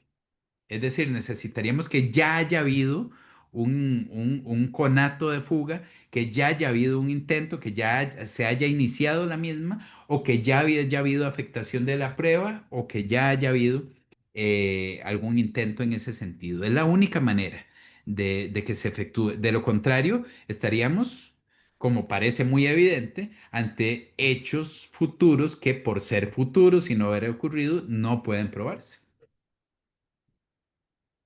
Doctor, tengo una pregunta yo, Sí. con esto que usted indica. Ujú. Más allá de la duda razonable, entonces, ¿sería un estándar de prueba? Digamos que, vamos a ver, una grave sospecha también podría considerarse un estándar de prueba.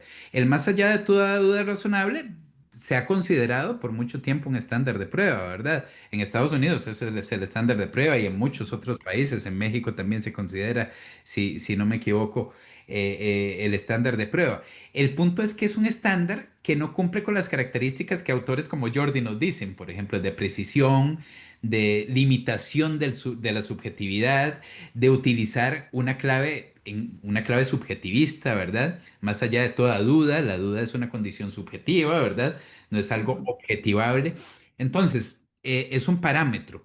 Es un parámetro que más allá de la nomenclatura, nosotros podríamos llenar de contenido. Es decir, nosotros podríamos decir, como ha ocurrido en México, y tal vez Jackie aquí nos ayuda con esto, pero la Corte mexicana ha dicho, bueno, vamos a entender, al margen de que más allá de toda duda razonable sea un estándar en clave subjetiva, nosotros vamos a entender de esta manera, más allá de toda duda razonable y lo dotas del contenido que sea, que es un poco la intención o lo que ha venido haciendo la Corte peruana en diferentes instancias y por diferentes medios. Han tomado, digamos, estándares muy subjetivos, muy porosos, muy anfibológicos y han dicho, bueno, no importa que esté así, pero entendamos, grave sospecha bajo tal y tal y tal parámetro. Yo creo que eso está bien. Y en todo caso, eso es mejor que lo que tenemos normalmente, que es nada. Doctor, Jackie nos tiene la mano levantada, entonces le Muchas damos gracias. la palabra. Gracias, buenas noches a todos. Jeffrey, muchísimas gracias, un gusto siempre escucharte. Fíjate que tocante a este tema, tengo dos registros. Desafortunadamente son considerados tesis aisladas. Acá en México una tesis aislada, bueno, pues no tiene la vinculatoriedad que tiene una jurisprudencia, por ejemplo, ¿no? Y una jurisprudencia de la primera sala, extinta ahora porque ya saben que acá en México nos quedamos sin poder judicial, básicamente. Bueno, en cuanto a, nosotros tenemos una figura jurídica que muy pocos países manejan y creo que somos el único, que se llama vinculación a proceso. Una muy sui generis propia de nosotros los mexicanos que nos inventamos figuras y formas y demás. Entonces, en esta figura de vinculación a proceso, en la cual estoy totalmente de desacuerdo, bueno, ya nuestra corte se ha ido pronunciando poco a poco y nos genera el símil a través de la doctrina de Jordi de qué tendríamos que entender como aquellos requisitos, indicios razonables que dice el Código Nacional de Procedimientos Penales para vincular, es decir, para someter a una persona a proceso. Y nos habla de que sería, en el caso concreto de la primera versión de pruebas sin convicción, el cuarto de los estándares de prueba, ¿no? Y entonces el tribunal colegiado que se encargó de analizar esto, pues nos va dando un poco la explicación de estos elementos, de este cuarto estándar, cómo tendrían que irse justificando. Ahora, tenemos también otra circunstancia. Con la prisión preventiva oficiosa que hemos manejado en México, también otra figura totalmente vergonzosa como nación, lo confieso, que confundimos la oficiosidad con la automaticidad. ¿verdad? En este caso, bueno, acá en México creemos que lo oficioso pues es automático. Desafortunadamente muchos años estuvo así e incluso apenas el año pasado, en diciembre se va a cumplir un año, bueno, en lugar de cerrar el catálogo de delitos, no, lo ampliamos porque nos encanta tener gente en la cárcel en México. Dicho esto, algunos tribunales afortunadamente se han dado cuenta que, bueno, esto va en contra o es una involución del avance que ya habíamos tenido como nación y en apego a los derechos humanos. Y se empezaron a preguntar también, a ver, ¿qué tenemos que hacer para materializar estos potenciales riesgos que hablamos en las medidas cautelares, sobre todo la prisión preventiva, que es la que de pronto a todos nos puede perjudicar como ciudadanos, como gobernados, ¿no? Nos están restringiendo el mayor de los derechos. Y ya también hay criterios de tribunales colegiados que nos hablan cuál es esa necesidad. Sin embargo, al ser aislada, sigue solo aplicando. En el caso concreto de esa medida cautelar, es en Puebla, uno de los estados de acá de México, y de pronto, si yo la invoco, Guanajuato, que es de donde soy yo, me dicen, es que no me es vinculante. Es que, ¿qué crees? La dijo Puebla, no la dijo Guanajuato. Y entonces es un batallar, pero creo que íbamos en buena dirección, ¿verdad? A analizar estas cuestiones de la prisión preventiva. Es una situación que no es un problema minúsculo, es un problema mayúsculo. Y creo que el no tener legislado estándares de prueba, sí tenemos el más allá de toda duda razonable, que eso y no tenerlo es exactamente lo mismo, porque carece de contenido, que es más allá de toda duda razonable. Digo, he encontrado criterios aún aquí, que es que se debe lograr la convicción en el juzgador, caray. Pues mis convicciones como juzgador son una cosa, lo que yo creo es una cosa, lo que está probado es otro, ¿no? Y entonces aquí viene ese choque que seguimos sin comprender que no hay necesidad ni de sana crítica, ni de íntima convicción, ni de persuasión. Ya tenemos que brincar eso y me preocupa un poco que seguimos sin tener bien definidos ese tipo de estándares de prueba y que creemos que es un estándar de prueba más allá de toda duda razonable. ¿Qué es una duda razonable para empezar? Bueno, ¿qué es razonable? ¿No? Eso me preocupa. Afortunadamente, insisto, ya tenemos algunos criterios acá que están definiéndose con más fuerza. Inclusive ahora en materia de prueba pericial también ya está más definido, pero no legislado, ¿no? Acá en México nos esperamos mucho que sean los jueces, las cortes, quienes legislen aquello que nuestro poder legislativo ha dejado de hacer. Donde hay tantísima laguna, pues le estamos invirtiendo esa carga al Poder Judicial. ¿Qué va a pasar ahora con un Poder Judicial que de verdad es vergonzoso? Porque no sé si se han dado cuenta de las resoluciones que han empezado a surgir actualmente ya con este nuevo Poder Judicial. No lo sé. Con el paso del tiempo les iré haciendo saber. Espero que no sea grave o no tan grave como nos estamos proyectando algunos abogados, pero esa es la situación que vivimos aquí en México. Gracias por todo, Jeff. Tremendo, tremendo lo que nos cuentas, Jackie, y pues claro, ese es el punto. Yo creo que las iniciativas jurisprudenciales ante las falencias, digamos, del legislativo son importantes. Al menos te dan alguna esperanza, ¿verdad? Ya lo decía en el caso costarricense, el hecho de que al menos se mencione el estándar de prueba, que se mencione doctrina, porque vean, esta sentencia a mí me sorprendió porque yo tenía muchos años de en sala tercera no ver una cita de doctrina en una sentencia.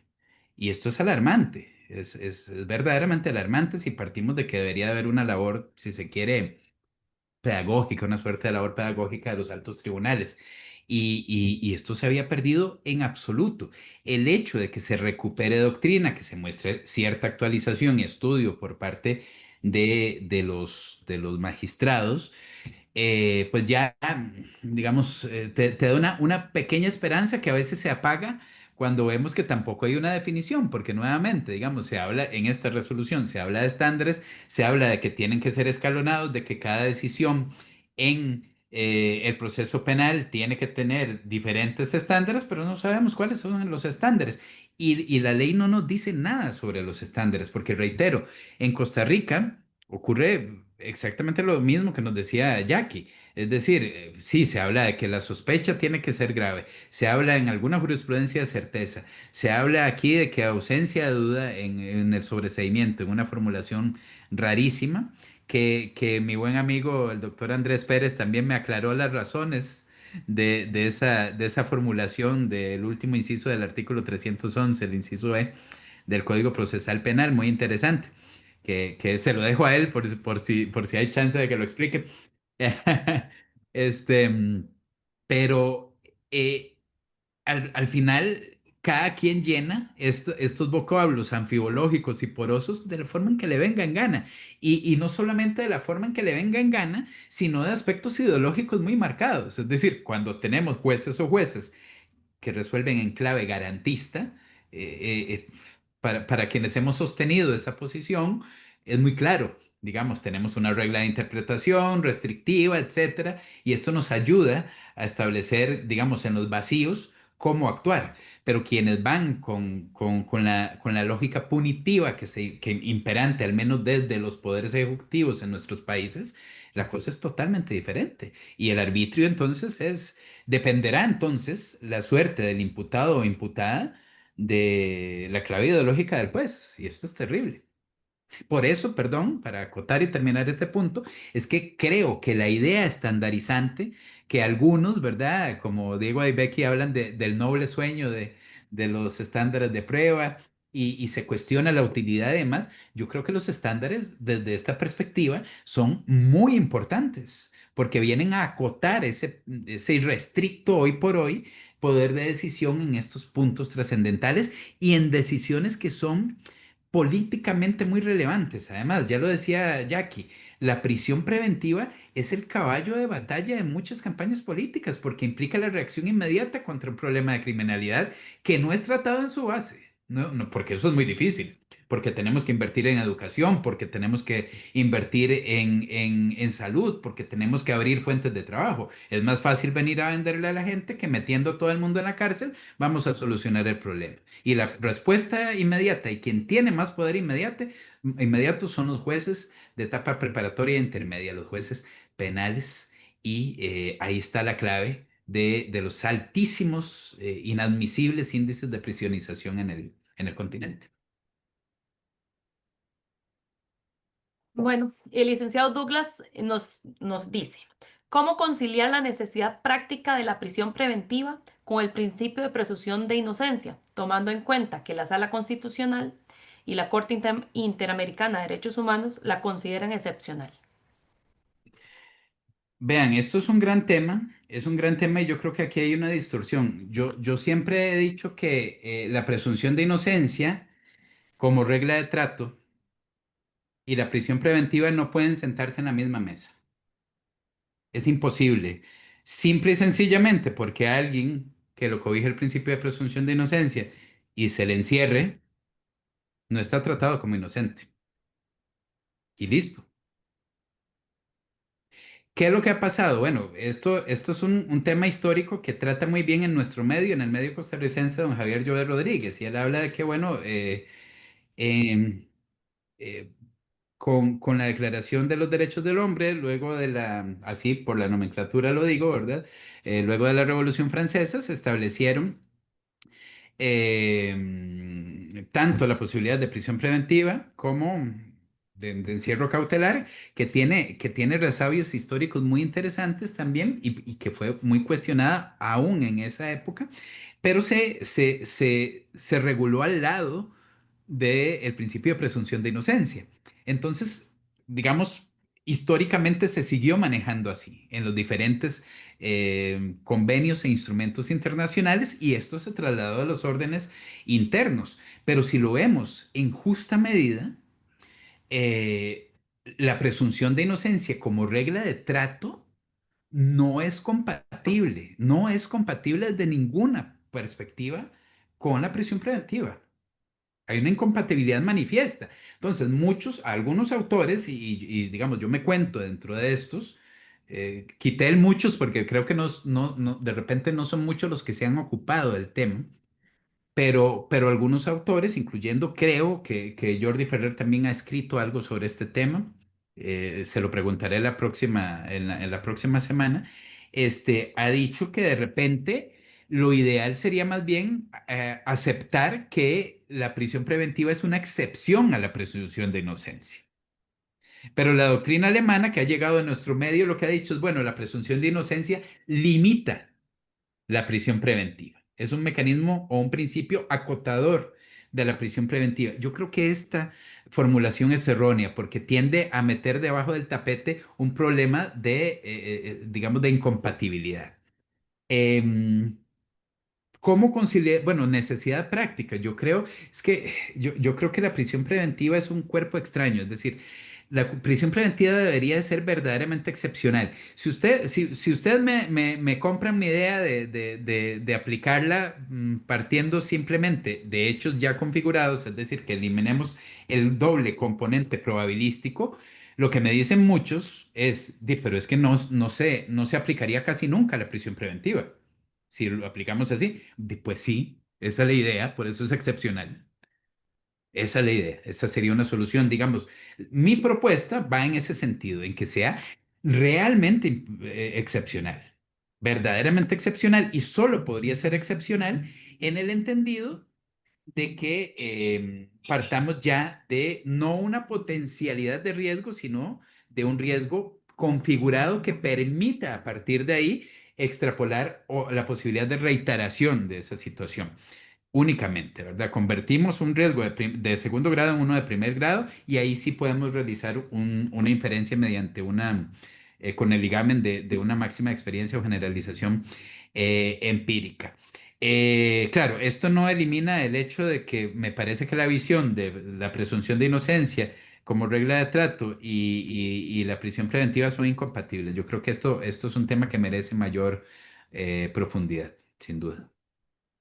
Bueno, Freddy Cachay nos dice, en la práctica y en una sentencia la Corte Suprema de Perú lo acaba de señalar.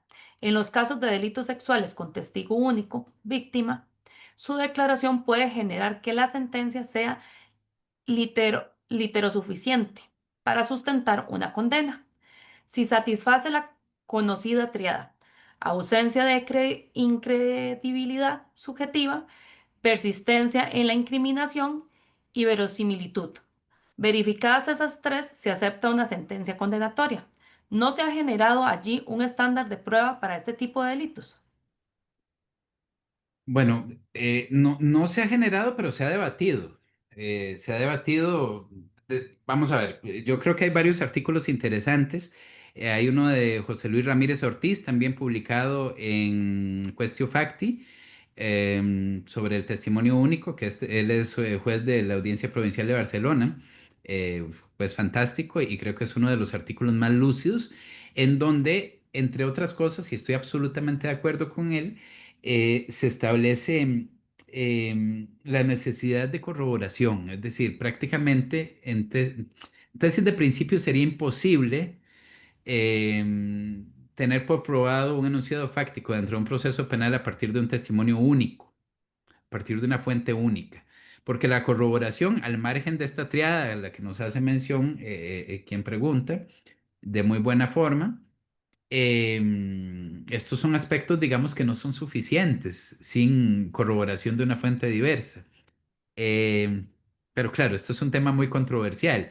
Yo he escrito algo también que está en Open Access, lo pueden consultar, está en la revista El Foro del Colegio de Abogados, creo que la número 18 si no me equivoco, que también ahí se habla sobre la posibilidad de estándares diferenciados, pero de facto, en este tipo de violencia, en violencia de género o en delincuencia sexual. Eh, no se han establecido hasta donde yo sé en ninguna parte del mundo un estándar distinto para esta tipología delictual, pero en la práctica creo que se puede reconocer. Es decir, vean, si ustedes tienen un delito contra la propiedad con testigo único, difícilmente va a haber una condena, sin corroboración, sin ningún tipo de corroboración distinta. Pero en un delito sexual sí, y esta es la tónica inclusive. Entonces, hay un baremo distinto.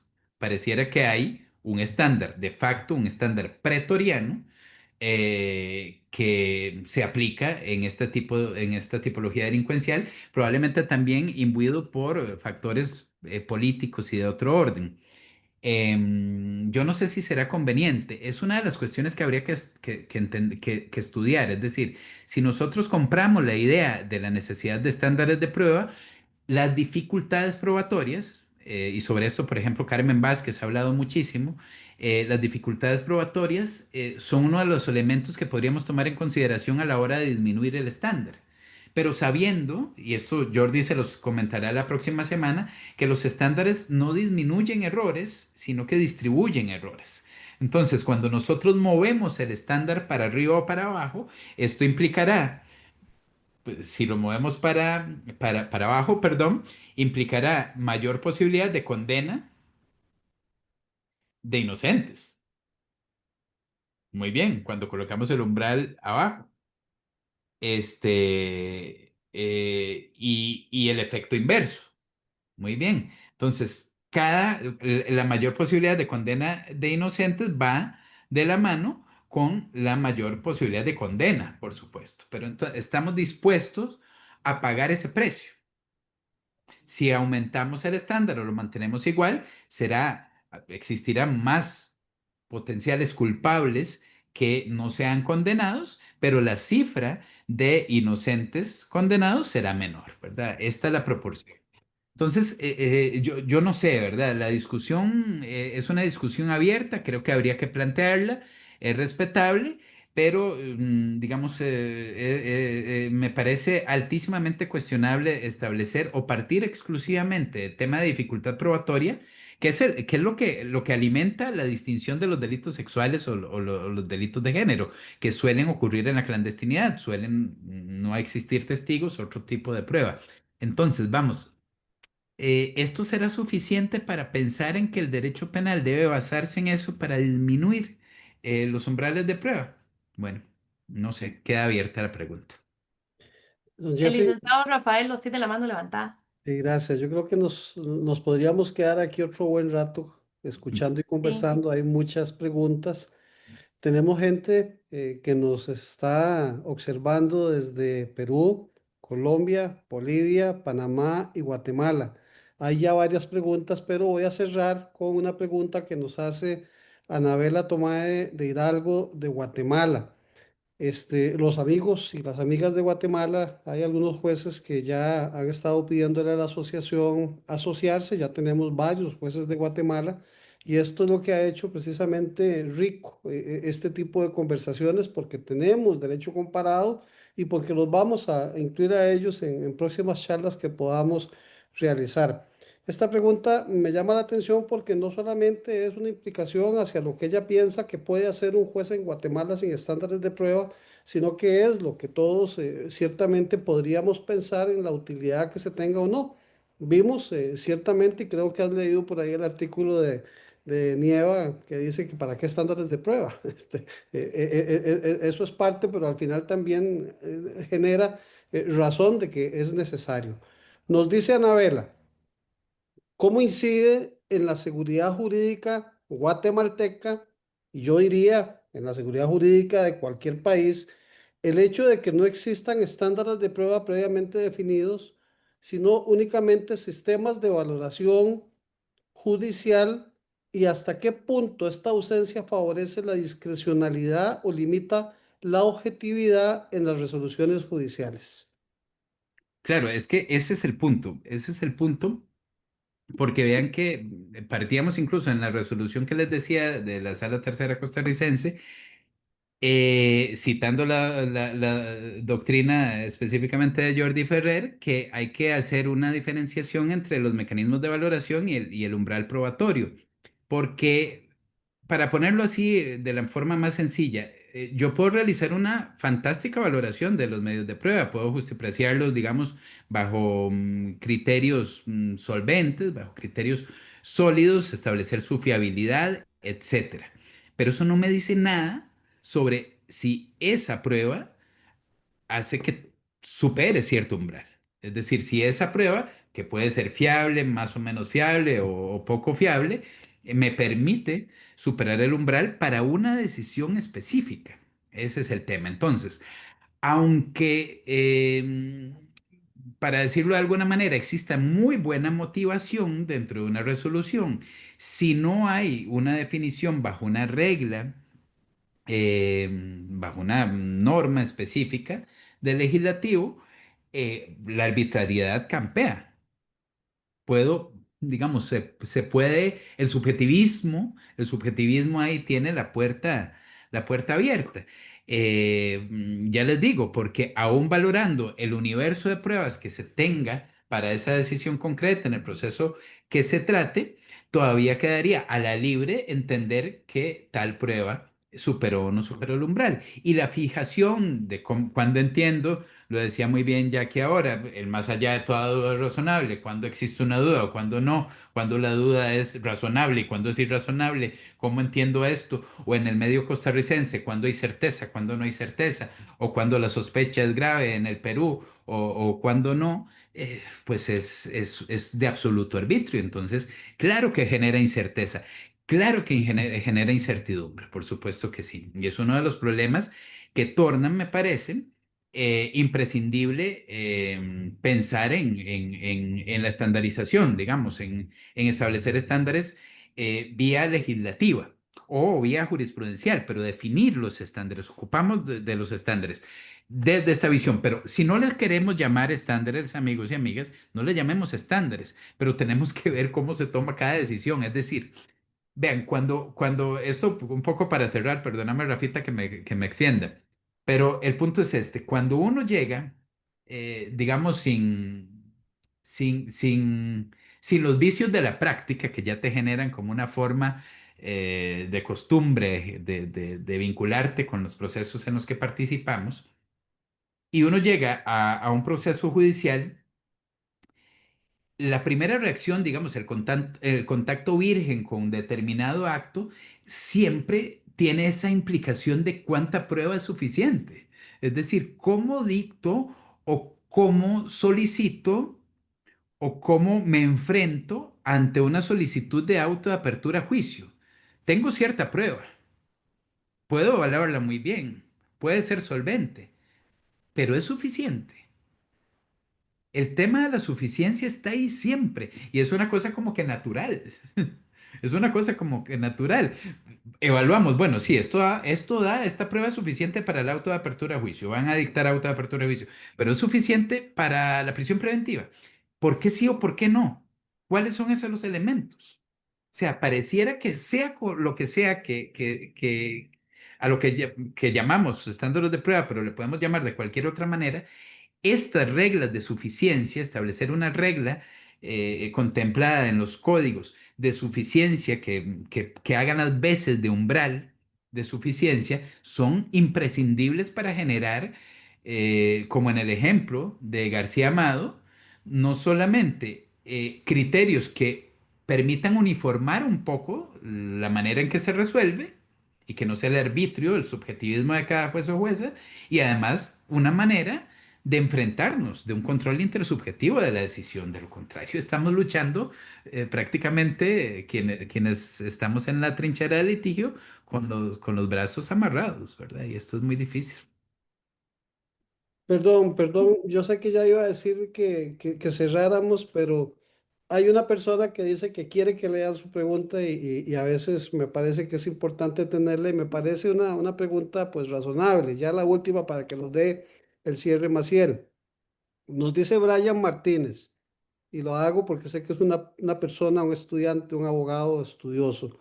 En Costa Rica aún se cree o se confunde a la hora de resolver un caso en concreto que el principio indubio pro reo solo se puede aplicar en la etapa de juicio.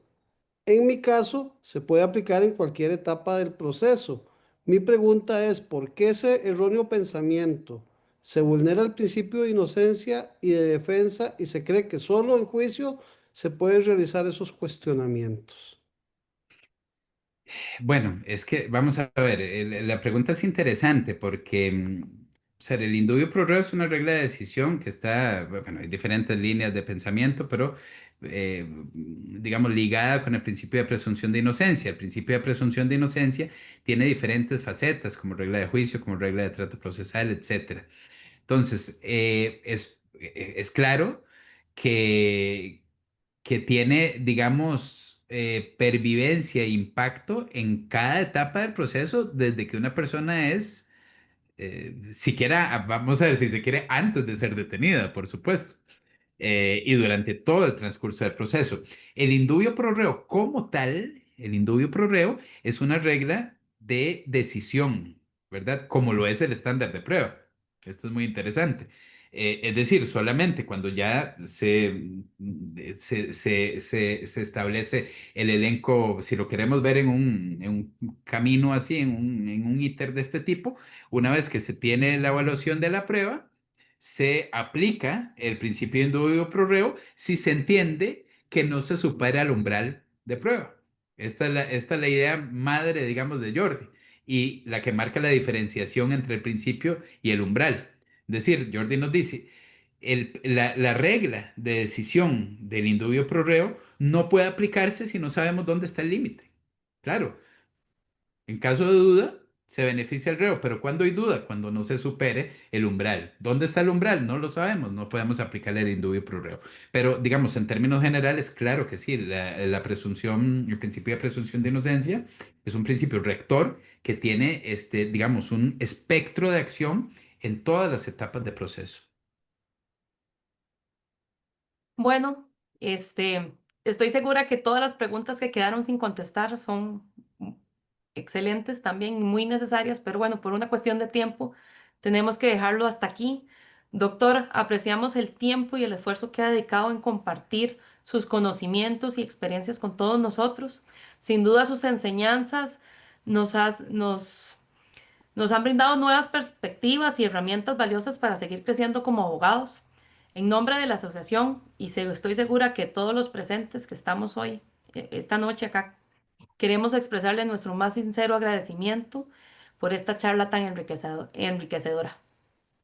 No, muchísimas gracias, Maciel, Rafa, a quienes han estado conectados aquí soportando 2 horas de conversación.